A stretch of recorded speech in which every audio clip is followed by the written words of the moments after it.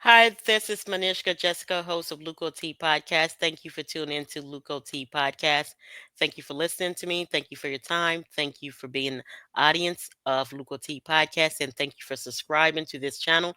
And I also want to thank all those that will subscribe. Please like and subscribe to this channel. Please leave a comment to let me know, at least provide a feedback. Let me know if you agree. And if you don't, please disagree politely. Okay, so today's what happened after the Clintons are arrested. This is just a simulation from my point of view. There will be many. I know I could be jumping ahead of the bus, but there will be many, many, many, many more after. So, what it is, the big questions that's being asked, many people are doing simulations to see um, what America would look like. Because I did one previous about Obama, and I'm just doing one about Clinton and Hillary, the simulation of what would happen. The arrest of Bill and Hillary Clinton would mark one of the most explosive moments in American political history.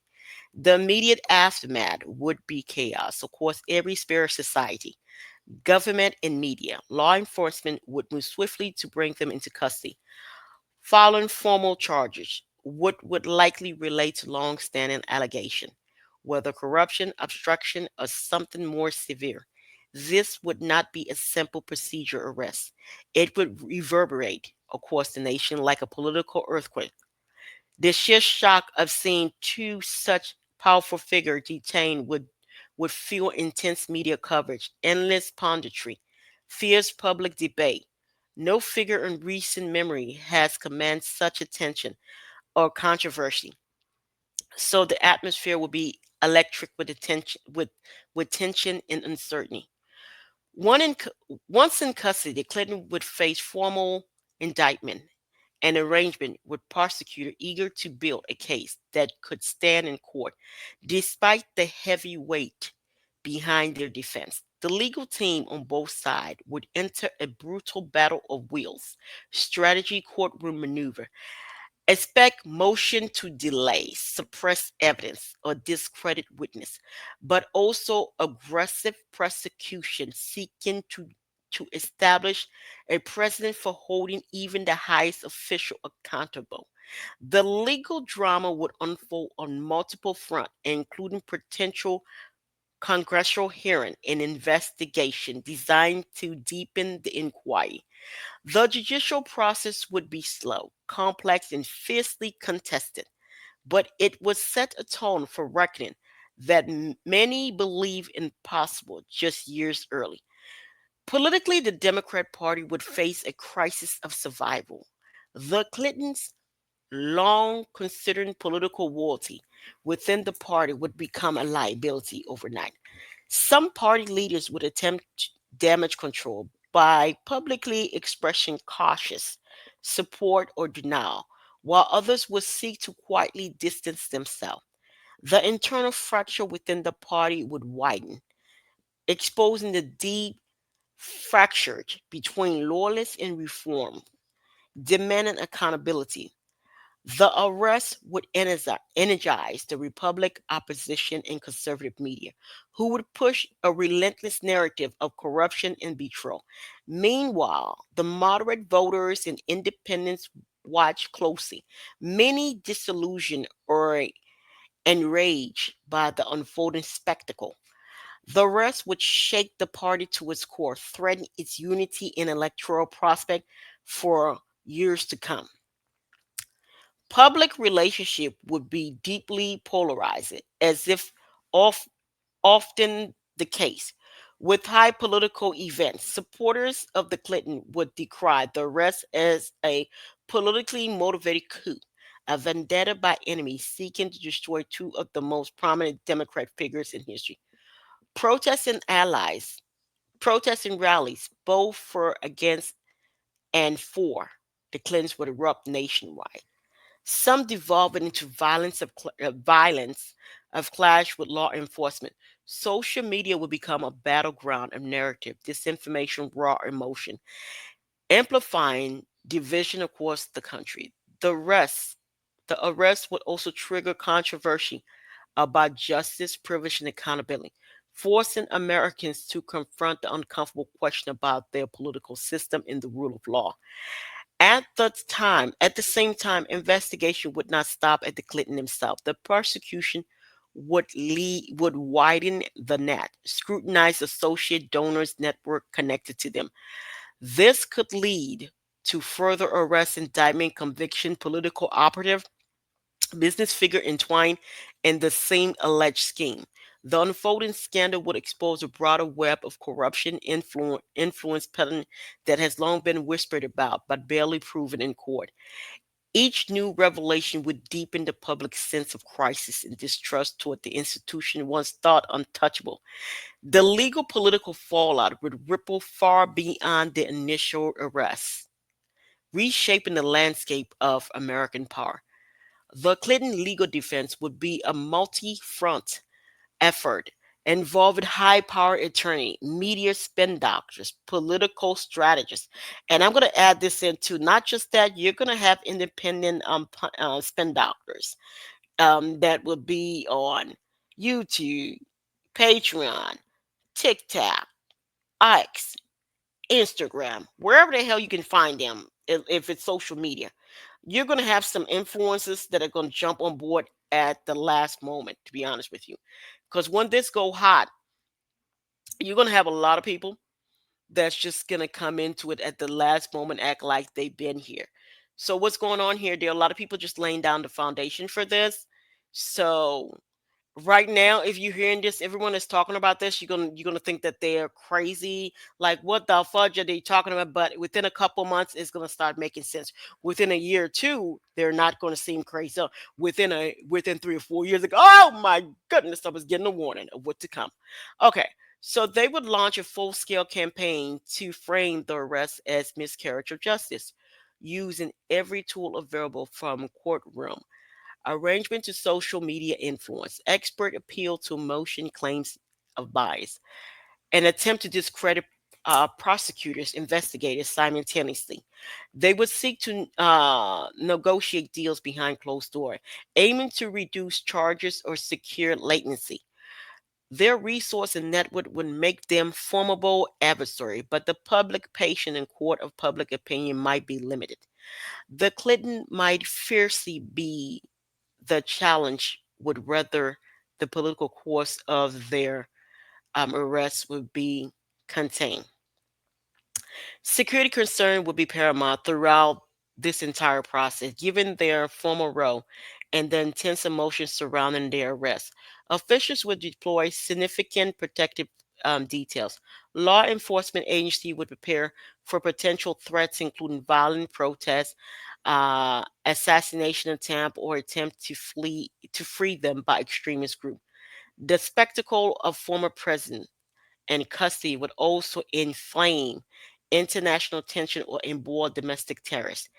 National Security Agency would remain on high alert, coordinating closely with local authorities to prevent escalation. The country would be forced to reckon with how w- would be forced into bracket how to safeguard its institution amid unprecedented turmoil. Institution reaction would vary by inevitable by intense. Congress might hold hearing to investigate the circumstances leading to the arrest and evaluate systematic reform to prevent similar abuse. The Justice Department would be scrutinized for impartiality and adherence to due process, especially given potential sensitivity. Intelligence agency review leaks, influence operation, or foreign interference that may have intersect with the case. The media already inflamed will continue relentless coverage with editorial lines split sharply among partisan divides. The international allies and rivals would also issue a statement with some expressing concern about the U.S. political stability. The arrest would trigger a cascade of institutional response reflecting the gravity of the moment. Global implication would be significant. Allies would question stability of the U.S. leadership and the resilience of its democratic institution. Adversary might exploit the chaos to press for diplomatic strategy advantage. International market would react negatively, sensing risk and uncertainty. The U.S. image award would hit a high, as the rest of such high profile figure is almost unheard of in the Western world. Diplomatic cables submit. Allies would be affected as partners reassess their strategies.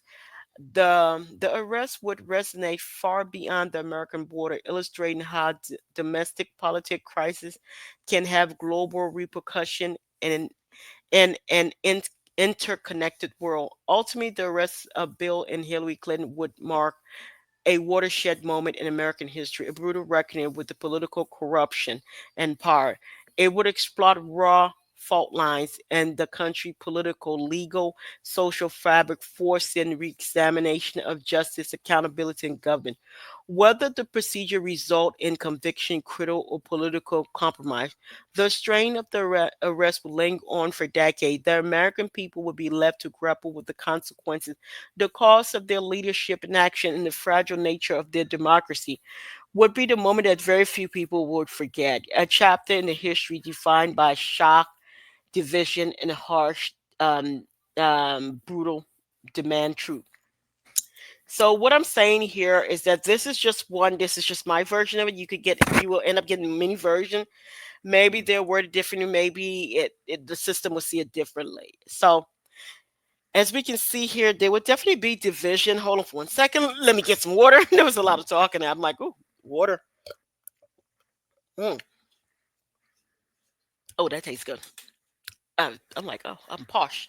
Okay, so as you know, there's been many rumors bantered around about these things that they have been doing, engaging in resource theft, land theft. But they have this hubris about them. They love to see pain getting flipped.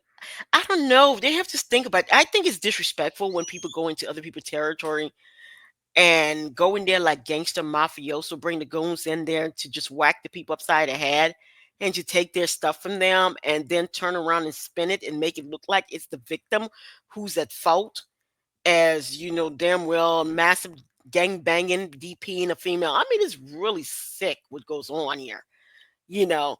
And then it become even sick that every place that they ever stepped foot on, that they have pretty much destabilized the place, have done some things that, baby, I don't know what to call it. It's not even racism, the stuff they've been doing here. I don't even know what to call this. What they did in that Caribbean island, that's not even racism. What they've been doing in Africa, that's not racism. What they've been doing in the Arab, that's not racism. What they've been doing, that's, we don't know what to call that, because it seems like, and what they've been doing in South America, we don't know what to call that. I mean, they've been doing some harsh thing. I think one of the things that's kind of like, there's one particular spot that everybody likes to talk about, and I think I kind of get why they like to bring them to the front burner. But the hubris, everybody else is getting done. Every theater they step on, they doing them all like the same way. So it's not like one particular way that they doing one. It's just they're just effing evil, man. They just effing rot in the inside. I mean, whatever the hell it is, I'm trying to figure, is it a parasite that into them? Somebody said that Scientology taught Xeno. What is Xeno? The evil parasite bug? Like it's something. Is it some parasitic bug that they put in them? Um, is it a host? Like what is it? I mean, we really have to see, what is it? Is it some parasitic bug that got in their heads that's making them do that? Or is it some kind of like chip they put in their head? It, we had better try to figure out what's going on here. Is it some kind of entity that took over their body, that just used their body as vehicle? You know, because we know they're doing these hard, dark ritual. Could it be that it's the same entities just using different corpse? Like, okay, it will use up the Clintons, let's just say. And once this entity is done, it would dispose of it and get a new corpse. And when it disposes of it, it don't give a damn how it goes down. I'm starting to think it's something like this. You know, it has to be something for human beings to be so rot in the inside. I mean, diabolical like that, to be so wicked like that. And I couldn't say it was just one area they were doing this at. Whatever it is, we are we calling beings that's not from our dimension in our world humans?